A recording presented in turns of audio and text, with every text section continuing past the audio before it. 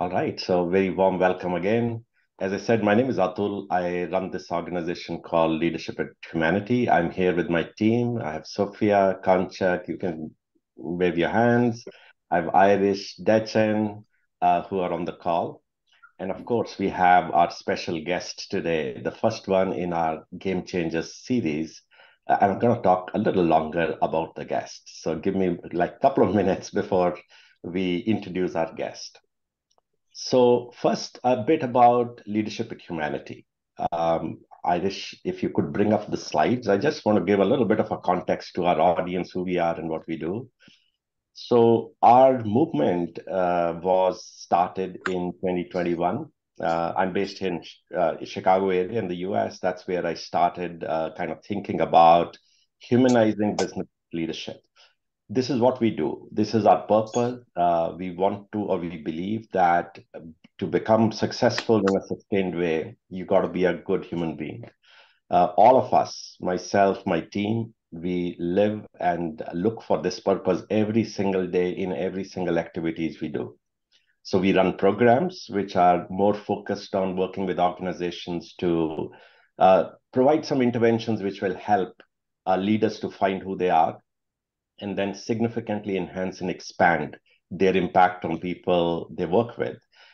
We are a big believer in the fact that your outcomes or the impact you create is an outcome of who you are and how you influence, inspire, and engage people around you.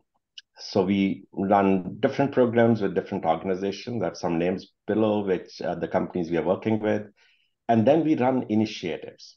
Our initiatives are directed towards expanding this conversation. Part of that is what we are going to do today.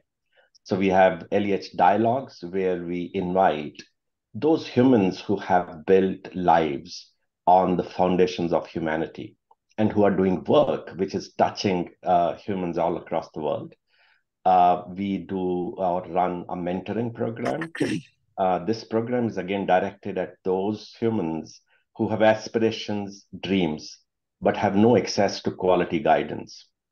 So we have a network of mentors, and some of them are on the call today. And I'm so grateful to these folks, these leaders, who provide a gift of their time to help folks who need guidance but have no access to it.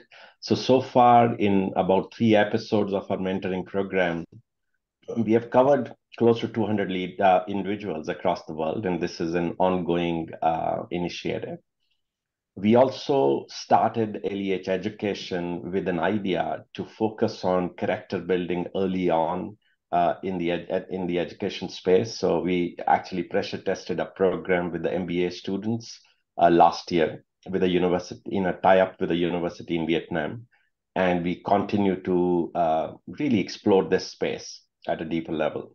And finally, in our own little way, wherever we run programs or we get support of the society, we have some programs which we run in parallel to support those areas or those parts of society which has, again, need and requirement of human love and care. So this is some of the work which we are doing, and a little bit about our philosophy or our foundation. So if Irish, you move to the next slide, please. This is the fundamentals of LEH, or the foundation on which our philosophy, our approach, and our thinking is based on. So we are a big believer, as I said, in who you are, not what you do in life. We believe that if you are aware of who you are and how you want to impact, how you want to work with the rest of the world or people around you, that is what adds more capacity to you. And when on top of it, you build your capabilities, your impact is sustained, goes a long way, and creates the outcomes which we want, or even sometimes beyond what you expect. So human core is something which is to be nurtured, which is to be aware of, and which is to be expanded vis-a-vis your impact on other people. That's what we do through our programs. So this is a little kind of a very short, introduction to leadership at humanity, relatively young, relatively new. Our programs very soon will touch about 100 leaders worldwide. We are expanding the conversation or the dialogue through our initiatives and our programs. So with that, I want to now transition to today. So first, a little more about dialogues. So we started LEH Dialogues almost 2 years back with a very small group of about 8 or 10 people coming together with a view to start a conversation to reset the narrative on leadership.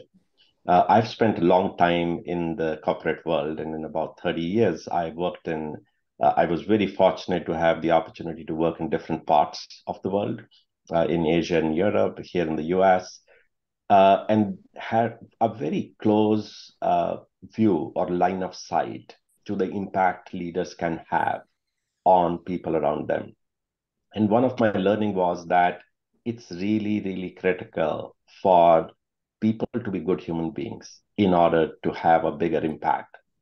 And that's the reason we started to change. I wanted to change the narrative of leadership, because the moment you think of leadership, you think of a very kind of directive, top-down, hierarchical approach to getting work done, versus how do you enable, inspire, and engage people to be at their best every day. When they get up, they want to go out there and make the right impact. So how can you do that? And we believed that we have the capacity to change this narrative across the world. So we started inviting some of the business leaders who had built their careers, very successful careers, on the foundations or on the basis of being good human beings, creating a safe space for others to be at their best. So it went on for a while, and then we started looking at people from all over the world in different fields who have built and created impact in the lives of others by being good people. So today is the first day. I would say about 14 or 15 dialogues have been in place so far. Today, we start a new series of our dialogues, which we are calling Game Changers. I'm a big believer that we all have one life and we make choices. What do we want to do with this life? You can have a comfortable, nice, joyful, happy journey, and that's fine too. But then there are those humans who make choices in their lives to make a difference, to create the kind of impact which would touch thousands of lives around them. Those are the people I call game changers, who, by making the right choices in their life, are creating the kind of impact which will touch so many around them in a good way, in a positive way.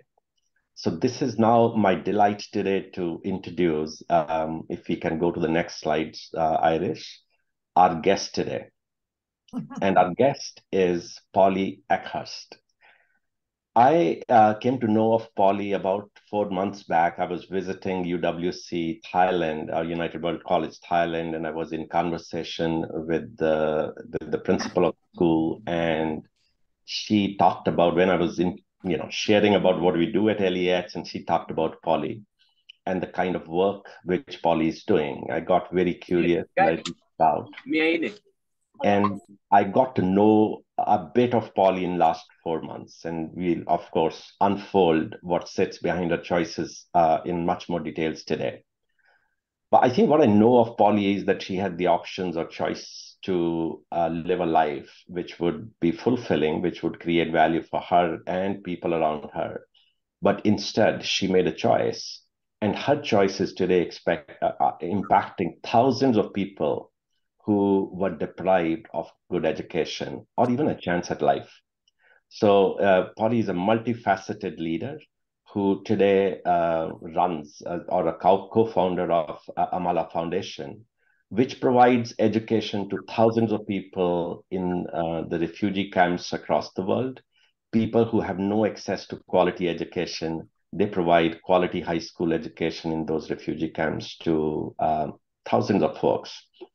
Besides that, she's done some amazing work in the past. I'll probably not like to steal the thunder of what she would like to say, but a few things which really stood out for me. One, she speaks over 7 to 8 languages. That shows her curiosity to connect with the broader world.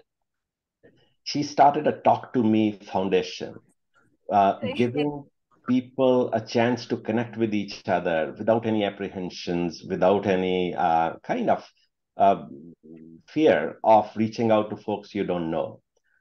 In a true world, creating a truly inclusive society. And at a very young age, she's been thinking of what can be done to enhance the quality of life of people who probably are at the deprived end of the world. She's based in the UK. She's lived in more than 3 countries in her life. And she is an inspiration at a very young age to many, including myself. So I can't wait to have this conversation. You know, I've been very interested in the dialogues. I truly believe LEH dialogues are the foundation of who we are and what we do. And I look forward to every conversation when I speak to these leaders because it's very inspirational. But I must admit, I've been looking forward to this dialogue with Polly, the first one in our Game Changer series, because I believe that younger generation, younger people have to start thinking beyond them and have to start thinking what they can do with their lives to create the impact they can.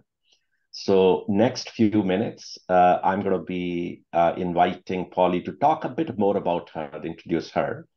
And then I have some questions which on the behalf of our audience, I'm going to ask Polly just to unfold, unlayer more about who she is and what makes her who she is.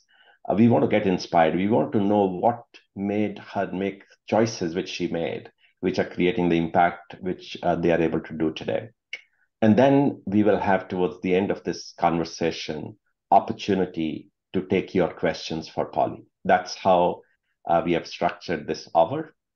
So without again prolonging it further, it's my pleasure, my delight to invite our guest today, Polly Akhurst. Polly, over to you. Thank you so much, Atul, for that very generous introduction, and firstly to say that I'm so delighted to be here today with you all and participating in this conversation, and thank you for giving up your time today to be here.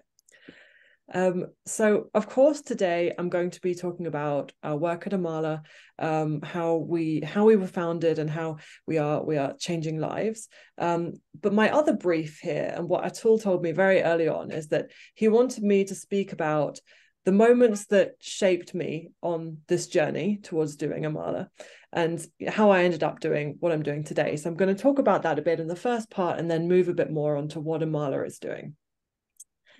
So my starting point when I was thinking about these moments that have shaped me, I thought about this long and hard, and I thought, actually, it all started when I was 15.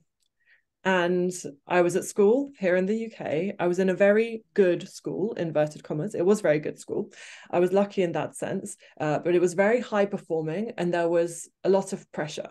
It was the kind of school where unless you got an A grade, you know, it was not acceptable. And so my journey around kind of, you know, education and change and thinking what I wanted to do in the future was when the starting point was when I actually got a B grade in GCSE design technology.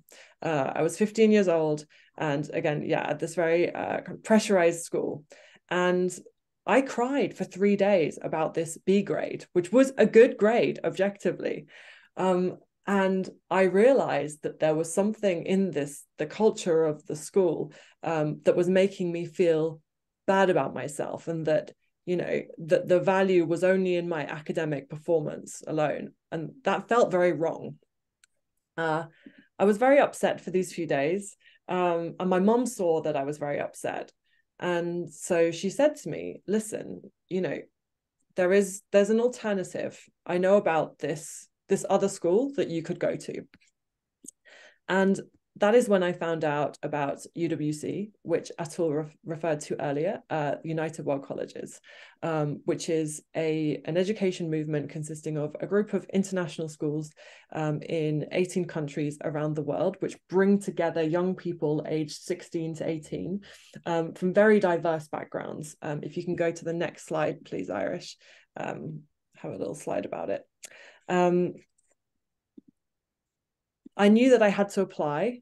I read about the website, and what I was impressed about was the holistic education that UWC provided, which encouraged not only academic pursuits, but also community service and student leadership within a very deliberately diverse community. And so I went to the UWC school in Wales for 2 years, and it was brilliant. I had an amazing experience. And it was formative really in two ways. So number one, it shaped my thinking about education and what education could be. For the first time, my education and the value of my education was framed not just around me and my own individual goals and, you know, what I was going to do in the future, but how could I serve the world?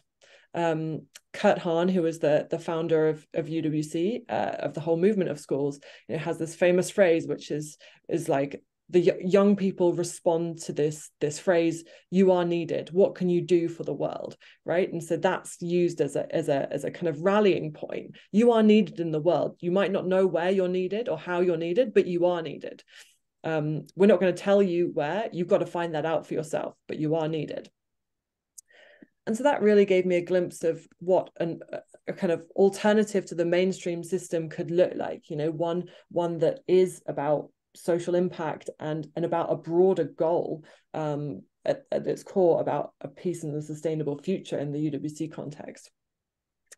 So that was the first thing. And then the second way this impacted me was at the school, I had a real opportunity to take leadership. Student leadership was hugely encouraged in a way that you would otherwise only see at a university level in most places. So I co-led the Environmental Action Initiative, for example, where we campaigned, unfortunately unsuccessfully, to have a windmill on campus. There were a lot of student-led initiatives, and there was also a big idea of serving the community around you, and leadership through service as well was an idea that impacted me really early on at that point. So I'm going to go to the next slide, or Irish, if you could go to the next slide, please.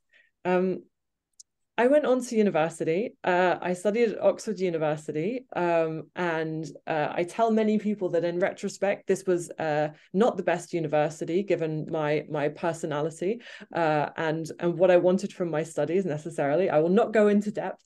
I could speak about it a bit more later. But there was a lot of emphasis on, you know, studying one subject and being very interested in one subject area. And for me, that was very frustrating because I was interested in so many things. However, there were some big plus sides because it was a university that I found out about this concept of social entrepreneurship. The idea of running an organization that does social good. And I think until then, even in my studies previously, I hadn't really kind of known about that as an avenue or even a potential career choice even. And so as soon as I found out about it, I got involved in a group that were kind of promoting and seeking to open students' ideas to social enterprise and social entrepreneurship and careers in this direction. And so I started to run conferences and events for students around social entrepreneurship. And the other thing that I did was, I started to get very interested in the connections between students at university and the community. And those community relations were not always so strong. And I thought, you know, there were significant social barriers between students and the community. And so one of the things that I established was conversation dinners or events to bring people together from across the town and the university, where people would talk about their kind of innermost feelings and thoughts and get to know each other outside of a normal context. So I suppose you could call these things kind of my first forays into social action, social impact initiatives. And it was the second thing that I mentioned around the conversation events that would really lead me into my first, I would call it, social venture, which was Talk to Me. So if you want to go to the next slide, Irish. So knowing about these conversation dinners that I had been running in Oxford, a friend of mine who had moved to London had told me about an idea that she had to improve social isolation and well-being. And anyone who has lived in London knows that people in London do not tend to talk to each other, and this is a very common thing in large cities. And her hypothesis was that that led to a lot of social isolation and loneliness. And she asked me to join her in co-founding an initiative that would challenge cultural expectations and encourage strangers to talk to each other. So I moved to London after graduating, and I started working initially at a PR company because I wanted to understand how to run communication campaigns to do things like getting people talking. And on the side, I was doing Talk to Me at the same time. It was an amazing experiment. We did a lot of things that challenged social norms. We started with a badge, which you can see there on the screen, which we handed out to people who were on the London Underground, the Tube, that showed their openness to talking. This was a very controversial idea and was covered in various media outlets and criticised in a number, which was also, I saw as a success. We threw an international talk day, which involved a number of events in London and also other affiliate organizations who were interested in this concept and experimenting with ways of improving well-being. We would do things like set up talk bars where people, instead of going for a talk, for a drink, would come for a conversation. And we would basically do anything to get people talking, whether that's, getting a woman to sleep on top of a bus stop to promote conversation or other things. So, that whole experience was incredible because I think it taught me a lot about what it takes to start a social venture, to commit to a social issue, but also the challenges involved. We were very volunteer based, and funding was always an issue, and building a team and continuity, all of those things that exposed me to those ideas. In those years, and so I was in my early 20s, I was thinking a lot about social change, and what was the change I wanted to make and where did I best fit? And in the process, I was attracted back to education and back to UWC, where I'd gone to school. I was fascinated by the UWC learning model and the idea of education as the long-term fix for solving societal issues. So I started to work for UWC International in London, which is the global secretariat of all the UWC schools, in the area of community and alumni engagement. And it was fascinating to steward a network there for social impact and consider how the organization amplified its impact on people. But it also caused me to ask, seeing UWC's successes, but also knowing its limits, how might a wider range of youth experience a transformative education like the one I had experienced and that many other people had experienced at UWC, and especially youth who lacked the privilege or the means. And during my time at UWC, I was exposed to the issue of refugee education. And this was because there were always historically a number of scholarships available for refugee students at the different UWC schools. And so myself and my colleague, Mia, who would later become the co-founder of Amala, we both worked on a scholarship program for UWC where we would receive applications for scholarships from refugees. And this was in around 2015 when the European refugee crisis was very much kind of in the spotlight. And what we saw was that for every one scholarship place, there were 100 applicants. And so that got us thinking, okay, what happens to the other 99 who do not get a place at UWC? And we started to speak to some of the youth who hadn't got in, and a lot of what they told us was that they had no or very few other educational opportunities. So if you want to go to the next slide, Irish, we're going to go into this. This was really what inspired us to set up Amala. So the huge lack of educational opportunity for refugee youth across the board, but especially those who are in this age group of youth, really, 16 to 25, who tend to drop off the radar and are often under prioritized in humanitarian efforts. So the numbers continue to rise, right? We see it every year, but we estimate that there are 18 million young people living in forced displacement, of which only 80% have some kind of access to educational opportunities to help them improve their lives. When you look at the statistics around secondary education and then tertiary education, you see that the enrollment statistics, which is just talking about access, not even quality, are very low. So you can see that 41% are enrolled in some kind of secondary education compared to 84% worldwide. And this is such a pity on so many levels, but I think at the it's a tragedy, really. And I think the real tragedy is that youth are the change makers of today and of tomorrow. They are the ones who are going to be shaping the future. And if they're not having access to education, then they are losing that power that they could have, both for themselves in their own lives, but also to improve the lives of others.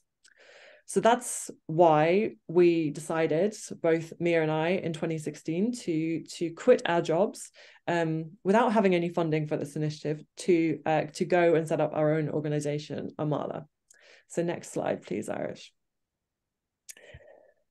And so from the beginning, we have operated with this idea that a new paradigm of education is needed, not just for refugee youth, but for youth globally, in terms of the education that they both want and deserve. So our model, and the model that we've taken as we've designed what Amala does today, is focused on this idea of the development of agency. So the capacity and the will to take action and initiative in your own life, basically, therefore improving the lives of others. So that is at the center of our learning model, everything that we do at Amala. And is very much adapted from work that I've been involved with the OECD, who are looking at what are the skills and knowledge and values that are needed for education in the future. We believe that everything should start from the basis of agency. So, when we're looking at what curriculum should we provide, what should we do? Okay, we're thinking all the time, where is the agency in that? Where can the young person, derive the most value to be able to apply this to their lives, to improving them? We developed all of our curriculum, and I'm going to speak more to this in a minute, with refugee youth involved in the design. And this is I would say it's revolutionary. Most education systems do not co-design with the youth that the education is intended for. And this is also, in my view, a huge tragedy of the kind of mainstream and legacy systems that we're operating within. We asked a lot of youth, what they wanted from their education, what they valued the most. And we took that as a departure for developing our curricular offerings. And in doing so, we also we've had a chance to look at assessment and thinking about what is the best learning assessment that young people want and need, and that is more meaningful in the 21st century, in the world of work, etc. And so we've developed an assessment system that is based on competencies rather than just knowledge. I can speak more to that a little bit later, but yeah, this is in some ways a radical, but in my view, very logical approach to education and what education should look like in the 21st century. Go to the next slide, please, Irish. And so what do we do, and how do these principles inform how we work? So we have developed two different kind of programmatic strands. And one of them, and this is the one we've been focused on since the beginning, has been an alternative high school diploma program for refugee youth to finish their upper secondary education, so the last level of secondary education. And so that is our high school diploma program. And I will go into more detail on what that looks like in a minute. The other strand that we developed as we were developing our high school diploma is changemaker courses. So these are non-formal education courses that is designed for quite a wide demographic. So maybe potentially learners who have gone through the education system, finished their secondary education, but don't know what comes next. So this enables them to develop their sense of agency and life skills in specific areas. Next slide, please. I want to just give you a glimpse of our high school diploma, because I think you can see here some of those principles that I was speaking about earlier around education that is designed for agency. And so you can see this here in our course titles. So we have 10 different courses that students are required to take during their time on the high school diploma. There's also a personal interest project that students do, which is looking at an area of their own interest. That could be a societal issue, it could be a piece of research around something that they are interested in. That also forms a part of the program, and also our Pathways program, which helps them to develop their sense of purpose. Going back to what Atul was talking about, who am I? What is my purpose? What can I do during the program? So here, in terms of the courses, you will see these different areas like social entrepreneurship, you'll see ethical leadership. These were all areas that youth told us that they valued and wanted in their education. You'll also see areas that might speak to more what you might traditionally see in a high school education. So yes, we do have maths, but that maths is focused on how can you use mathematical principles to make a difference in your community, whether that's setting up a small business, using statistics to present and advocate around societal problems, or other areas. So it really is a groundbreaking approach. It is something that is very different. There can be challenges around that, but we have been implementing the high school diploma program for 3 years in both Jordan and Kenya, where Amala has local teams. And we have seen a lot of success, which I'll speak to in a bit. And we are currently seeking accreditation for the program with one international accreditation body and a US accreditation body, which is really the cornerstone for wider recognition of the program and success. And expansion of it as well, because we have an ambition, given the need that we see out there, to really make this accessible to many more youth. Next slide, please, Irish. So I could speak so much more about Amala and all the different things that we're doing, but I wanted to give you a view of the impact that we're making. So to date, as Atul said, we have reached over 3,000 students, both with our Changemaker courses and our high school diploma and I think it's 9 different countries overall, because in some locations we also work through partner organizations, as well as working in Jordan and Kenya with our own teams. And it's great to give the numbers, right? But what is the tangible difference that we're making? I want to give an example of two graduates of our high school diploma program. So the first one is Majd. Majd, well, he was in our very first cohort of students in Jordan when we started the diploma. He is Syrian, and he moved to Jordan in, I think it was 2016. And when he got to Jordan, he was very busy setting up his family, and so was not able to enroll in local school. He was right at the end of his education in Syria, and so it was always a regret that he didn't get to finish his education. He started to work in Jordan and was very busy. And so he had always been looking for something else, some kind of other alternative. And he found out about the Amala High School Diploma even before it was launched. And he applied on the very first time we opened up a cohort. Majd is incredible. Throughout the diploma, his project that he developed as his personal interest project was Scholarscope. This is a platform to help students, refugee students, to find scholarship places in different universities. And so managed to develop this through his own experiences of finding it very, very hard to navigate this scholarship system. And so he created this platform to help many, many others. In 2022, after he graduated, Scholarscope won the Startup Awards of the Year in Jordan, which was huge. Majd also persevered after his Amala High School Diploma. After receiving it, he worked very, very hard and used it to apply to different places to study at university. And he was delighted to be able to be admitted to Prince Edward Island University in Canada, just starting earlier this year. This was his dream. His dream was always to go to Canada to study psychology. So he has achieved that dream while also impacting the lives of so many other people through Scholascope. So, and he's only, I think, 23 or 24. The other example I wanted to give is Sudhi. Sudhi was a student on the very first high school diploma program in Kakuma in Kenya, where we work, and she graduated last year. And a little bit of a similar story to Majd in that, you know, the Amala program opened her eyes to different social issues. Sudhi herself dropped out of school because of the need to support her family, and that's why she came to Amala's program many years later.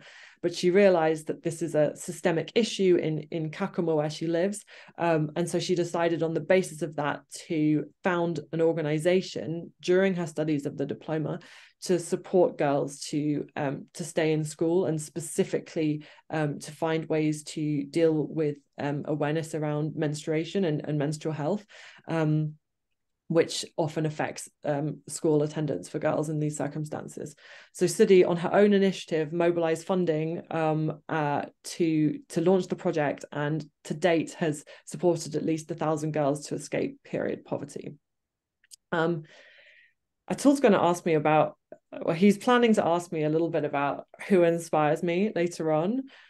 And I want to say it's our students, right? It's stories like these. It's stories like Sudhi and Majd, who one might think are in very challenging circumstances. Why would they care about others, right?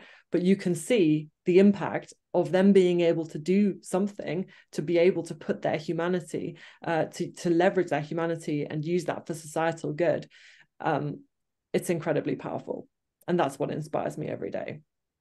I think that is the most rewarding thing about the work that we do. And that's kind of how I see the ripple effect, right?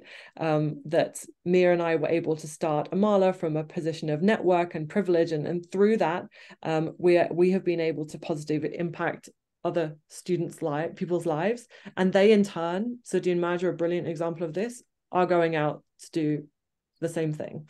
So that's where I think you start to have this kind of this huge ripple effect. It's not just a ripple effect, it's a wave effect of impact. So that's where I will end. That is my story, and that is Amala's story. And I'm really excited for Atul to ask me a few more questions, and then to hear some questions for you as well. This is so inspiring, Polly. I knew a little bit of it, but I was, as I said earlier, very selfishly was looking forward to this conversation, because I always wanted to know what drives you and what kind of makes you who you are. The purpose of these sessions, of course, is to bring out the human in you. And I have some questions, but I also want to request our audience. You will have some questions for Polly from everything you heard. And probably you have seen or heard about the work which Amala is doing. So I would request use the dialogue box. As I bring up my few questions to Polly, this session is about conversation dialogue, and we want to make sure that you get your questions addressed from Polly. So please use the dialogue box to bring up your questions as I get going with my part of the conversation with Polly. So I think few things personally which stuck with me, Polly, as you were very passionately sharing your story and what makes you who you are and the impact you're creating. First one is the trigger. You said at the age of 15, getting a B grade kind of triggered you to look at life in a very different way. And I reflect on the purpose of education, which you very nicely captured later on, is not about knowledge creation. It's about making an impact or building competence, which can help you to create new paradigms in the world. And unfortunately, most of the education is focused on grades and assessments and so on and so forth. But I'm so glad you got a B grade at the age of 15, because that's helping the world to be a better place, thanks to you. I think the other thing which personally stuck with me is, Polly, your trigger for starting Talk to Me movement. And you talked about building communities right from your UWC days and then moving to Oxford, and there you started to build communities. So I remember my own childhood, growing up with this sense of inadequacy, of social awkwardness, not talking to people because you have this fear of being judged. I grew up in an environment where my language was a barrier. I went to a school where people didn't speak English, and I was like, sitting with somebody. If I say something, I open my mouth, would I be judged? How people would look at me, and by the way, it stayed a very long time in my own life. I was taking flights on business, and I would not utter a word to someone who was sitting on the next seat for like 12 hours for the fear of being judged. Mm. And I never knew that there could be a movement like that, and the kind of passion you brought behind it. I mean, everything you guys did, and be kind of open to criticism and being pushed back by people who didn't like it. So how fascinating or how inspiring that could be. Then you also mentioned about you got to act on your own life before you could touch lives around you. And many times I know people, or very good people, think about this is what I want to do. This is how I want to shape the world. But that needs the first step of taking action on your own life. What are you willing to do about it? Are you willing to drop and leave your own choices to make a bolder choice, which will enable you to really make that bigger impact you want? So very well-meaning, great human beings want to do stuff, but it never gets to fruition because that first action, which you only control on yourself, doesn't happen. You also talked about the bold choices which people need to make to have a bigger impact, but that needs a lot of courage. And I feel I'm kind of very keen and curious, Polly, those times when you feel low, when you feel what I'm doing is not getting the kind of traction I was expecting, or those times when you feel I gave it so much, but I still don't get the same kind of response from others. How do you get yourself up on those days? How do you deal with those challenges and keep going with that belief that you are here to do something or you are here to make a bigger impact? So tell us something about that. Yeah, it's a great question. And I think, it's so easy to also feel overwhelmed by the gravity of some of these situations. When you look at this 18 million figure and you kind of think, well, how are we going to make a dent in that, right? So I definitely, do feel this sense of overwhelm. Like we've got to a certain point. How do we get beyond that, right? However, there's a part of me that thinks, even if we reached one student and made a difference in that one student's life, you take Majd and Sudi, it's like we know that what we have done has made a difference there. It's about coming back to that impact that you've already created in the journey, right? And not getting too and finding ways to not get too overwhelmed by the larger perspective. I think that change is long term. If you want to make an impact, it's not going to take a year. It's not even going to take 4 years. It's going to take 10 years. It's going to take 20 years. So you have to commit yourself to that. It's a marathon, really. It's not a race. And that's something that I think about a lot, actually, for myself, my own sense of well-being, but also for our team as well. That there is so much pressure once you're on this to grow, to be huge, to reach so many people at once, potentially to the detriment of your life and your well-being, because you feel so much pressure. So I think it is that stepping back and being able to reflect on where you've come from, what you have achieved, and then trying to use those opportunities, those challenge opportunities, right, as learning opportunities. I have I have a faith often that when I come across a challenge, I will be able to somehow think I need a higher level of thinking to get over that challenge. And often that's, it's going for a walk, it's having a bit of time off, it's getting out of the day to day, but I think that there's that sense of confidence that I think we can overcome this challenge that also keeps me going. Fabulous, fabulous, Polly.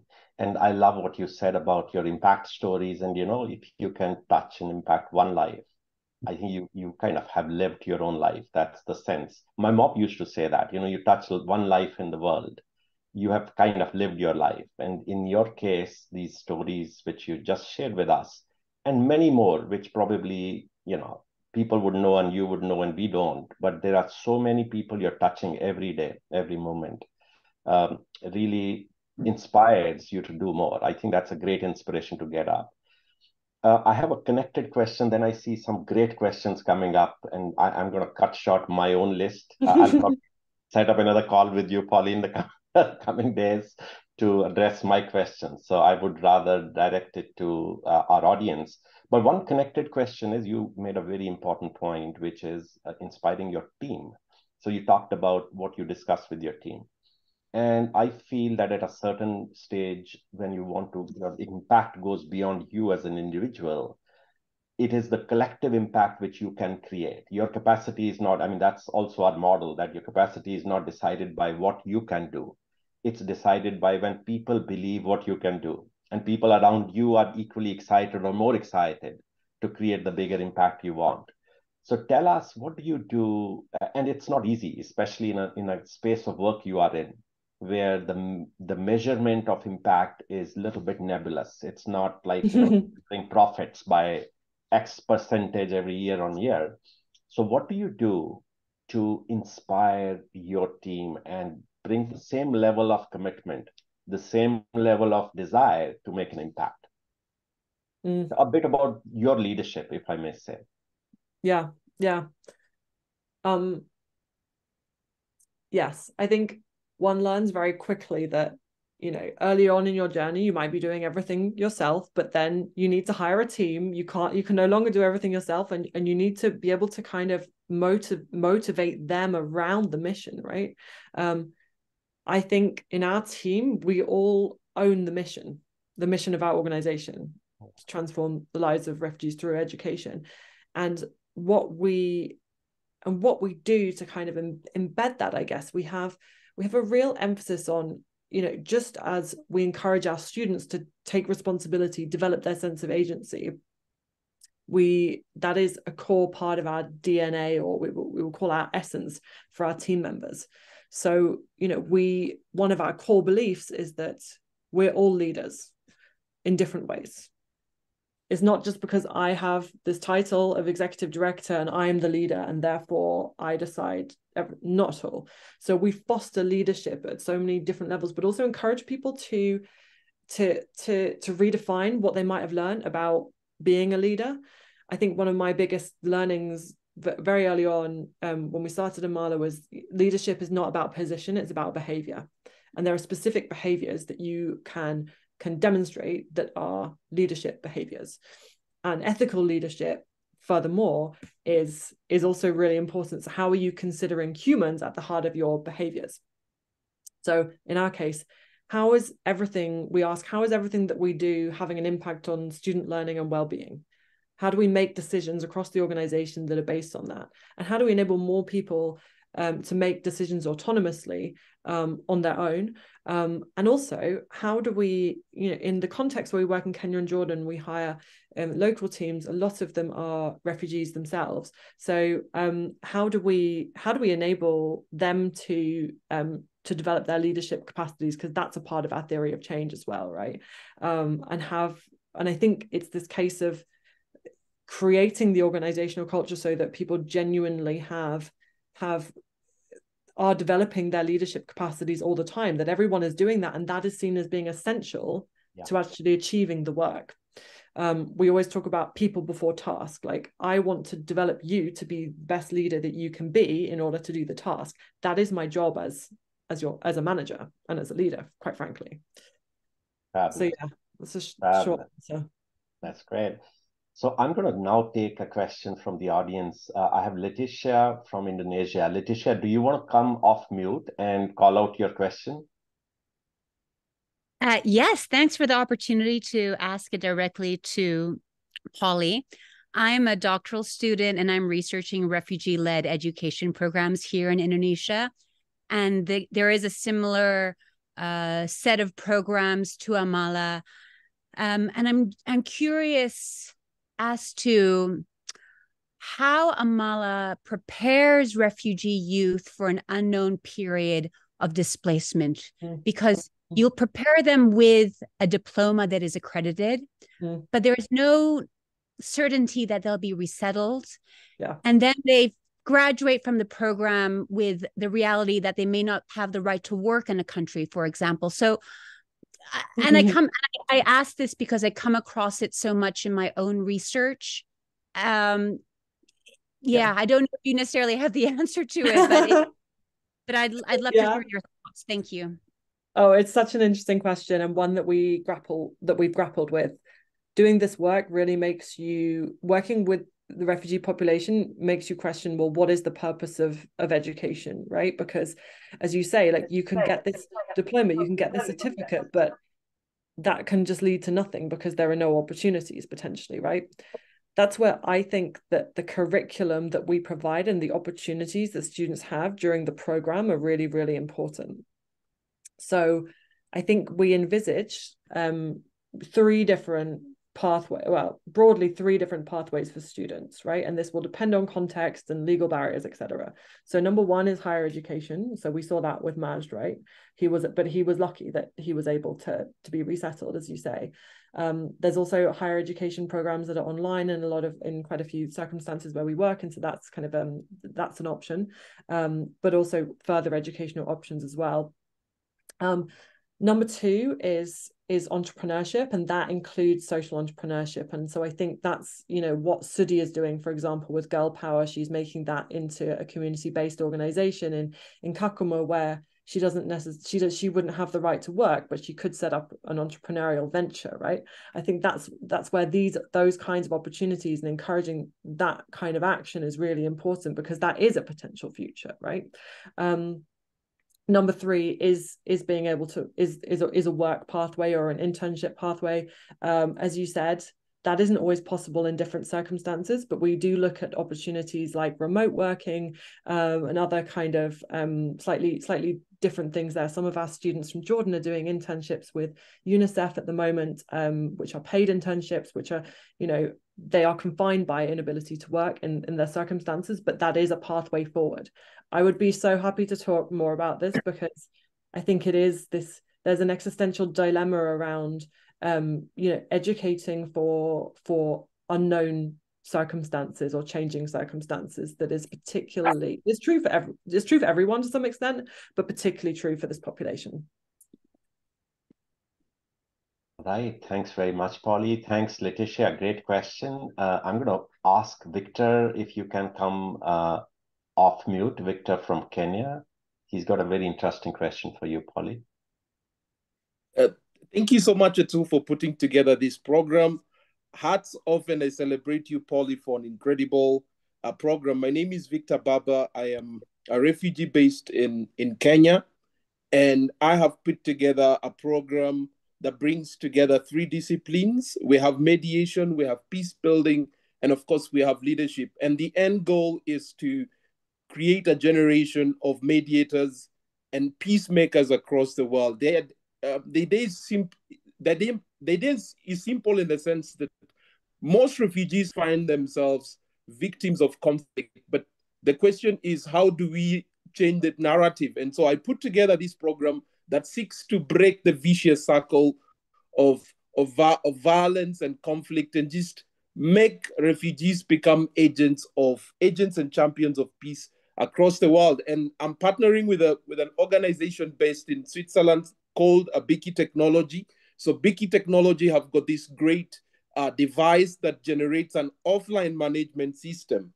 And what this means is that refugees do not need to worry about internet or Wi-Fi. As long as they are within a circumference of this great technology, they have access to world-class learning materials and so on and so to speak. And so I'm piloting this project at Kakuma, and I'd just like to know if Amala is open for collaborations as I plan to scale and replicate the program in other parts of the world. Thank you so much. Amazing.